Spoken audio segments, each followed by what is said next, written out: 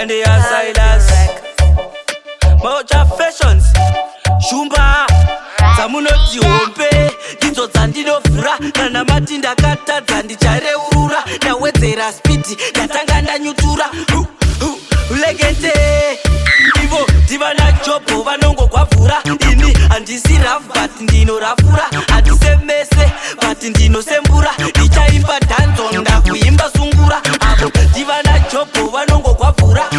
Handisi rafu but ndinorafura Handisemese but ndinosembura Ndichaimba dhanzo ndakuimba sungura Manditi ndiri mombe saka ndinongotunga Plus ndiri borongi saka ndinoboronga Chiponde cha Jesu handina kuchinonga Ndivo vandi background kuti ndikutonga Mamero amu nonge nyama kana mtonga Nozvimisa ndiri wanisese zvamaronga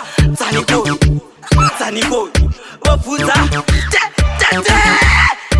Ivo divana chopo vanongogwavhura Ini handisi rafu but ndinorafura Handisemese but ndinosembura Ndichaimba dhanzo ndakuimba sungura Avo divana chopo vanongogwavhura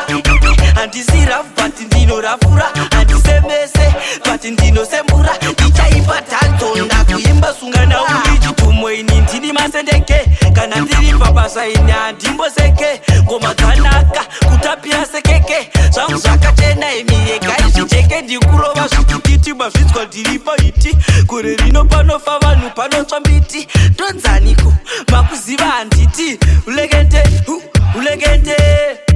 Ivo divana chopo vanongogwavhura Ini handisi rafu but ndinorafura Handisemese but ndinosembura Ndichaimba dhanzo ndakuimba sungura Avo divana chopo vanongogwavhura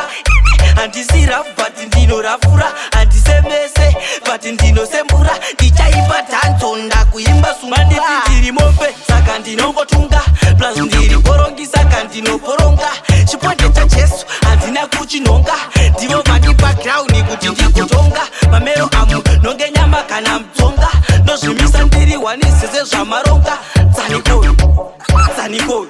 Vobvudza Ivo divana chopo vanongogwavhura Ini handisi rafu but ndinorafura Handisemese but ndinosembura Ndichaimba dhanzo ndakuimba sungura Avo divana chopo vanongogwavhura Handisi rafu but ndinorafura Handisemese but ndinosembura Ndichaimba dhanzo ndakuimba sungura